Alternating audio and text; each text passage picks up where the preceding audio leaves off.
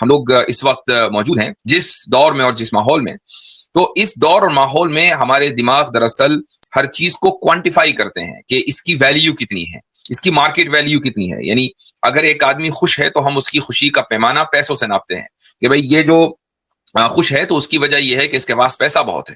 اور اگر ایک آدمی کے پاس پیسہ نہیں ہے تو ہم یہ فرض کر لیتے ہیں کہ یہ آدمی یقیناً بہت برے حال میں ہے، غمزدہ ہے، اور اس کو سکون نہیں ہے، راحت نہیں ہے، اس کو بے اطمینانی ہے. تو ہم نے اس کو کوانٹیفائی کر لیا، اور یہی چیز بنیادی غلطی ہے. یہ کوئی ضروری نہیں ہے کہ ایک آدمی اگر عیش و عشرت کی زندگی یا اس کے پاس عیش و عشرت کے تمام اسباب مہیا ہوں تو وہ بہت خوش ہو، اور ایک شخص کے جس کے پاس عیش و عشرت کے اسباب مہیا نہ ہو وہ تنگی کے ساتھ زندگی بسر کر رہا ہو. یہ کوئی ضروری نہیں ہے. آپ ایتھیسٹ کی لائف دیکھیں گے کہ ان کی زندگی کا جو اکثر و بیشتر حصہ ہے، خصوصاً وہ حصہ کہ جہاں وہ اپنی ذات کے اوپر ریفلیکٹ کرنا شروع کرتے ہیں، جہاں وہ اپنے بارے میں سوچنا شروع کرتے ہیں. ایک شبہات تو ہیں لیکن شہوات شبہات کے اوپر غالب ہیں. اس وقت یہ لوگ پبز میں جاتے ہیں، نائٹ کلبز میں جاتے ہیں. اس وقت یہ لوگ یعنی کبھی کسی پروسٹیٹیوٹ کے ساتھ ہیں تو کبھی کسی گرل فرینڈ کے ساتھ ہیں، دن رات ان کی گرل فرینڈز بدل رہی ہیں.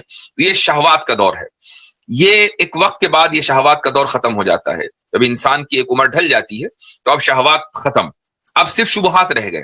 اب یہ جو شبہات ہیں کہ انسان اس زندگی میں آ کے جب ریفلیکٹ کرنا شروع کرتا ہے تو یہاں اس کی زندگی معیشت تنکا بن جاتی ہے. اس کی وجہ دنیاوی بھی ہے اور اس کی وجہ روحانی بھی ہے. روحانی اور فطری وجہ تو یہ ہے کہ ہر ایک انسان دراصل فطری طور پر کسی نہ کسی ہستی کے ماتحت رہنا چاہتا ہے، پاورفل سپریم پاور کے ماتحت رہنا چاہتا ہے، اور اس نے پوری زندگی اس طرح گزار دی کہ سپریم ہستی کے تحت وہ ہے ہی نہیں.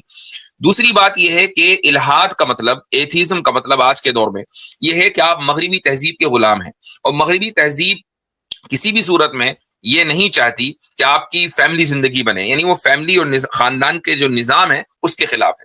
ایک ایتھیسٹ کی عام طور سے زندگی یہی ہوتی ہے کہ وہ لیو ان ریلیشن میں رہتا ہے، اس کی فیملی نہیں ہوتی، بچے ہیں تو اڈاپٹ کر لیے.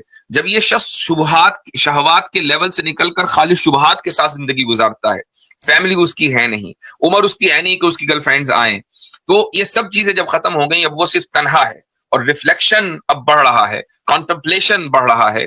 ایسے موقع کے اوپر اب اس کی زندگی معیشتاً زنکا بن جاتی ہے، اس کے یہاں تنگی آنا شروع ہوتی ہے. آپ سروے کر کے دیکھ لیں، اکثر ایتھیسٹ کو آپ اسی طریقے سے پائیں گے.